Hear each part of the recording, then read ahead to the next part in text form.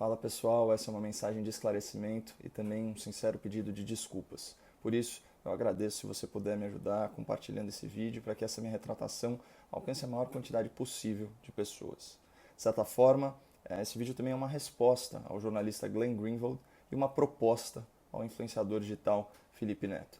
Mas antes de qualquer coisa, como esse conteúdo é sobre a pandemia, fica registrada a nossa solidariedade às vítimas e aos seus familiares. Vamos começar mostrando o print de um comentário no meu último vídeo. Como você pode dar credibilidade para um cara que falou que engasgamento mata mais que Covid? Isso é burrice ou má fé? Bom, qualquer postagem que eu faça nas redes sociais tem muitos comentários desse tipo. São pessoas afirmando com convicção que eu disse que engasgo mata mais que Covid. Tudo isso começou há um ano, em 30 de março, quando eu publiquei no Boletim Coppola no Instagram um vídeo intitulado Pandemia e Prudência. Vou mostrar aqui o print do descritivo para vocês. Minha percepção é que uma política radical de quarentena é uma forma pouco inteligente de lidar com essa pandemia. A recessão econômica decorrente dessa radicalização pode trazer consequências graves para a saúde da população. Vocês acham que o caminho agora é o isolamento social geral ou a quarentena deveria ser focada nos grupos de risco? Esse já é meu primeiro ponto. Eu nunca fui contra medidas de isolamento social, mas eu sempre fui crítico a medidas radicais e genéricas que tratam de forma idêntica situações muito diferentes. Porque uma coisa é trancar os jovens em casa por meses a fio, outra coisa é proteger os idosos evitando contato social desnecessário. Uma coisa é diminuir a circulação de pessoas no centro urbano que está com o sistema de saúde colapsado. Outra é fechar as escolas e o pequeno comércio numa região sem casos da doença e com leitos hospitalares ociosos. E como eu trabalho na imprensa, considerada aí uma atividade essencial, eu sei que é perfeitamente possível trabalhar com uma segurança razoável, seguindo protocolos de higiene, de proteção individual e de distanciamento social. Tanto que o Estado brasileiro promoveu eleições em novembro de 2020, reunindo milhões de cidadãos. E atendendo a um convite do ministro Luiz Roberto Barroso, presidente do Tribunal Superior Eleitoral, eu fiz propaganda desse grande evento democrático, assim como a minha colega de CNN, a doutora Gabriela Prioli, e o biólogo Átila Yamarino, ele próprio um fervoroso defensor do lockdown. E aqui eu trago um primeiro dado estatístico para a nossa reflexão. A média móvel de mortes com Covid-19 no dia da eleição, 29 de novembro de 2020, era de 521 vidas perdidas por dia. Já o meu vídeo foi gravado bem antes, em 30 de março de 2020, quando o número de mortos era muito menor, 17 por dia. Ou seja, quem concordou com uma aglomeração de milhões e milhões de eleitores numa época em que morriam 520 pacientes diariamente, deveria, por uma questão de coerência, respeitar a legitimidade das críticas ao lockdown, especialmente quando o sistema de saúde não estava sobrecarregado. Mas vamos ao vídeo do engasgo, que gerou toda essa polêmica.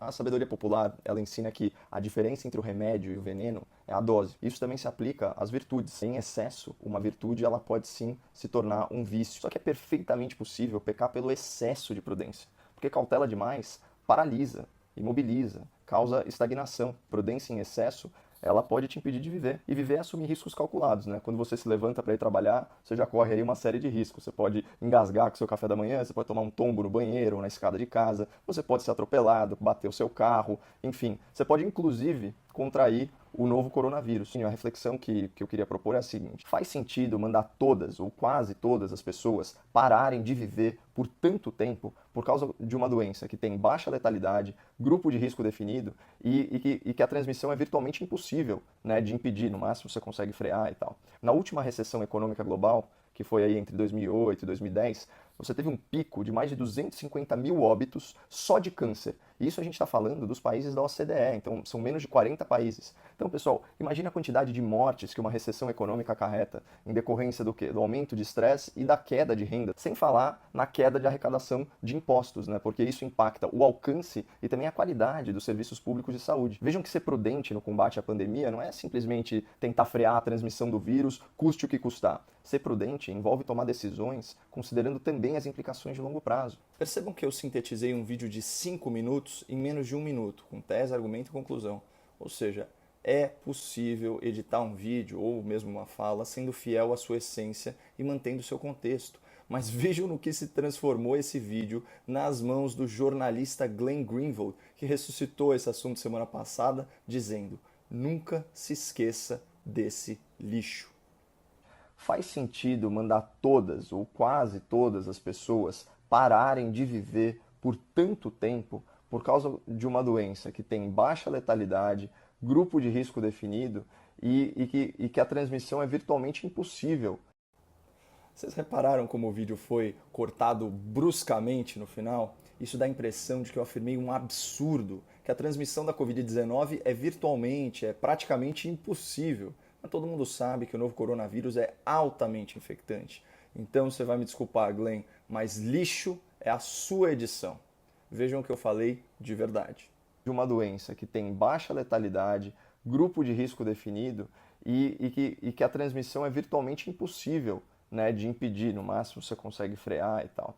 Perceberam a desinformação? Eu disse o exato oposto do que foi veiculado pelo Glenn Greenwald. Na edição dele eu afirmo que o coronavírus praticamente não se transmite, mas na realidade eu disse o contrário, que o vírus é tão contagioso que é praticamente impossível impedir sua transmissão. O problema é que esse vídeo manipulado, que veicula uma mentira, ultrapassou 1 milhão de visualizações. Por isso, eu faço um apelo ao Glenn Greenwald em nome da ética no jornalismo. Glenn, retire o vídeo do ar. Ou substitua esse vídeo adulterado por uma edição com a frase completa. O vídeo que você publicou não condiz com o que eu disse e não é digno de um jornalista. Mas tem uma última coisa que eu gostaria de abordar antes dos engasgos. Eu queria chamar a atenção de vocês para as 3 características da Covid-19 que eu falei lá em 30 de março de 2020 e que vem se confirmando ao longo da pandemia. A primeira é a alta transmissibilidade, e a gente acabou de falar disso. A segunda é a baixa letalidade por infecção.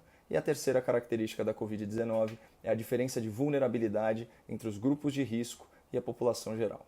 O estudo mais completo e mais abrangente sobre a Covid-19 foi publicado em outubro de 2020 em um boletim da própria Organização Mundial da Saúde pelo Dr. John Ioannidis, da Universidade de Stanford, um dos 10 cientistas mais citados no mundo. Aliás, a Folha de São Paulo publicou uma matéria e até uma entrevista com esse renomado cientista e eu recomendo a leitura desse conteúdo. Esse estudo, divulgado pela OMS, conclui que, na média global, a mortalidade por infecção do novo coronavírus é de 0,23%. Isso significa que de cada 10 mil pessoas que contraem Covid, 23 morrem. Contudo, no caso dos pacientes abaixo de 70 anos, a mortalidade despenca para 0,05%. Ou seja, de cada 10 mil pessoas menores de 70 anos que são infectadas pelo novo coronavírus, 5 morrem. Para efeito de comparação, nos países desenvolvidos, a letalidade da pneumonia é de 0,20% e a da gripe sazonal 0,13%, ou seja, 20 mortes e 13 mortes a cada 10 mil infectados, respectivamente. Ou seja, os dados científicos atualmente disponíveis confirmam o que eu disse no começo da pandemia. A Covid é uma doença com baixa letalidade por infecção e grupo de risco bem definido. O problema é que ela é altamente contagiosa, o que também foi dito. E o novo coronavírus é tão infectante que, para a realidade brasileira, o isolamento social horizontal não atinge o efeito pretendido e contribui muito pouco para a redução do ritmo de contágio. Por isso, lá atrás, talvez fizesse mais sentido focar recursos em monitorar, em testar, em fortalecer a imunidade, em isolar e em proteger os grupos de risco, como tem sido feito desde o começo da pandemia em benefício de mais de 500 mil pacientes do plano de saúde para idosos líder de mercado no Brasil, que não colapsou e que tem taxas de sobrevivência muito melhores do que a média nacional. E um dia eu ainda vou falar sobre isso em detalhes, mas enfim, chegamos finalmente na parte do vídeo que a coisa deu uma engasgada. E viver é assumir riscos calculados, né? Quando você se levanta para ir trabalhar, você já corre aí uma série de riscos. Você pode engasgar com o seu café da manhã, você pode tomar um tombo no banheiro ou na escada de casa, você pode ser atropelado, bater o seu carro, enfim. Você pode inclusive contrair o novo coronavírus. Só para ficar em um exemplo caricato, né? Nos Estados Unidos, o novo coronavírus matou aproximadamente 2.500 pessoas até esse momento. Só que, em comparação, né, cerca de 5 mil americanos morrem engasgados por ano, né, um dobro do número de vítimas da Covid. E ninguém vai mandar as pessoas pararem de comer por causa do risco de morrer engasgado, né? Isso seria a mesma coisa que sacrificar o boi para matar o carrapato. Pessoal, como vocês puderam ver e ouvir, eu nunca disse que engasgo mata mais que Covid. Vou repetir, eu nunca disse que engasgo mata mais que Covid. Essa frase simplesmente não existiu. Então, se alguém te disser que eu falei um absurdo desses, essa pessoa está colocando palavras na minha boca e distorcendo completamente a minha fala, seja por desconhecimento ou seja por maldade mesmo. E aqui a gente volta para aquele print do começo do vídeo. Como você pode dar credibilidade para um cara que falou que engasgamento mata mais que Covid? Isso é burrice ou má fé? Nenhum dos dois, amigão. Isso é fake news e você caiu nela. Se você foi levado a acreditar que eu afirmei que Covid mata mais que engasgo, você foi vítima de desinformação. O que eu disse no vídeo foi que naquela data o número parcial de fatalidades por Covid nos Estados Unidos era menor que o número anual de mortes por engasgo. E a intenção desse comentário não era desmerecer a gravidade da doença.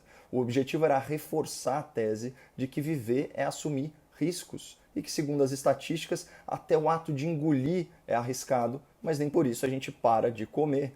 É tão difícil de entender? Ah, boa, eu não sou dono da verdade, mas precisa ter muita má vontade comigo para interpretar essa frase de alguma outra forma. Mas a pior mentira é insinuar que eu estava zombando das vítimas da Covid num tom de deboche. Então, só para ficar em um exemplo caricato, vejam que eu estou claramente rindo do exemplo dos engasgos, porque ele é caricato. Vai no dicionário, caricato quer dizer ridículo, quer dizer que provoca risada. Eu não estou rindo de uma doença que já tinha matado milhares de pessoas em 30 de março de 2020, de jeito nenhum. Hoje, eu estava vendo aqui os números atualizados, né? O mundo está contabilizando cerca de 35 mil mortes pela Covid-19. Por acaso eu estou dando risada na hora que eu cito o total de óbitos com Covid-19? Claro que não, porque eu não sou um insensível e muito menos um negacionista. Isso é fácil de provar. Vocês estão vendo essa foto aqui? Esse sou eu no hospital no dia 18 de março, 12 dias antes da publicação do vídeo. Foi quando eu tive Covid. Eu fiquei 4 ou 5 dias completamente sem fôlego e sem forças nem para levantar, mais de uma semana de cama. O meu pulmão é cheio de cicatriz por causa dessa doença e eu tenho sequela até hoje. E além do sofrimento pessoal, tem uma questão familiar aqui para mim. O meu irmão é um desses heróis anônimos da pandemia. Ele é médico residente de geriatria, trabalha em hospital público, na linha de frente do combate à doença, atendendo idosos vulneráveis. Vocês acham mesmo que eu ia debochar de uma doença que me incapacitou? Com um irmão médico que se arrisca dia e noite para salvar pacientes graves, com pais idosos em casa correndo perigo de vida? Pelo amor de Deus, é muita covardia. A minha crítica sempre foi a decisões radicais e sem critério de trancar as pessoas em casa indiscriminadamente e paralisar a economia. Eu nunca neguei a gravidade real da Covid, nunca me opus à vacinação e nunca desencorajei distanciamento social, uso de máscaras ou protocolos de higiene. Aliás, olha como eu termino o vídeo de 30 de março de 2020. Bom, para fechar, que eu já me alonguei um pouco, eu preciso dizer o óbvio aqui, né? Independentemente de opinião, o ideal sempre é seguir à risca os protocolos estabelecidos pelas autoridades.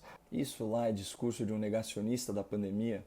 É muita má fé e é muita desonestidade intelectual me colocar na mesma laia de quem nega a ciência. Até porque todos os meus comentários sobre a Covid-19 sempre foram fundamentados em estatísticas, em dados oficiais e em estudos científicos, aliás, exatamente como eu fiz nesse vídeo.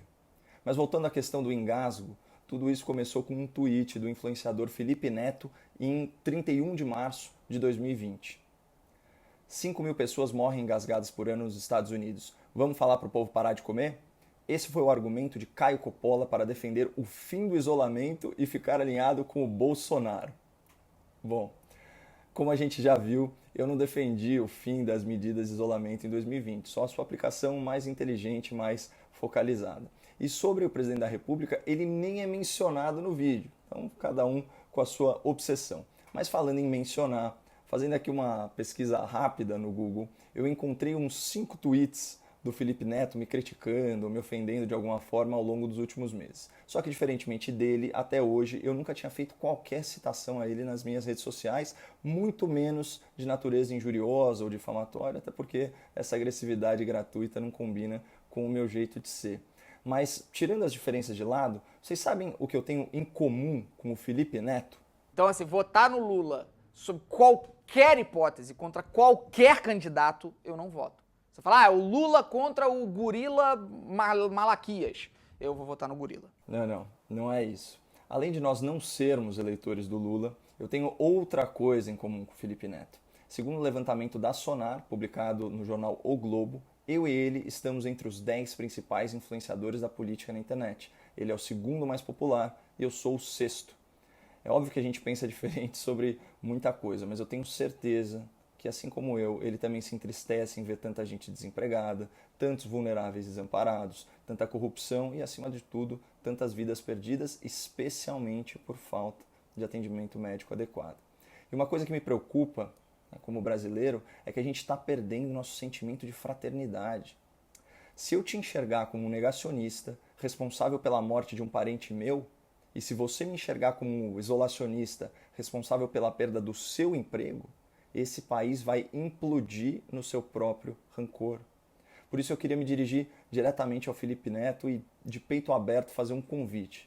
Felipe, o que você acha da gente dar o exemplo e sentar para conversar sobre a pandemia? Falar sobre todas as pautas, vacina, auxílio emergencial, socorro fiscal, corrupção, negligências do poder público. Eu acho que seria muito interessante a gente mostrar para as pessoas que quem pensa diferente de mim não é meu inimigo. Podemos discordar em muitos assuntos, mas conhecemos a importância da democracia. Brincadeiras à parte, o convite é real e de coração, Felipe. Se você topar, é só responder pelo Twitter que eu dou um jeito de entrar em contato. E quem quiser ver esse encontro de ideias acontecer, é só subir a hashtag Felipe Neto e Caio Coppola, Coppola com 2 P's e 2 L's. E sobre o tal do engasgo, como vocês viram, como vocês ouviram, eu nunca disse que engasgamento mata mais que Covid, muito menos minimizei a gravidade dessa doença. Por outro lado, se essa fake news ganhou tanta força, é porque de alguma forma eu falhei como comunicador. Então, esse é um daqueles casos em que a gente tem que assumir responsabilidade mesmo pelo que não disse. Por favor, me desculpem. E obrigado pela compreensão. Toda a nossa solidariedade às centenas de milhares de vítimas da Covid-19 e os meus sentimentos aos familiares. Fiquem com Deus.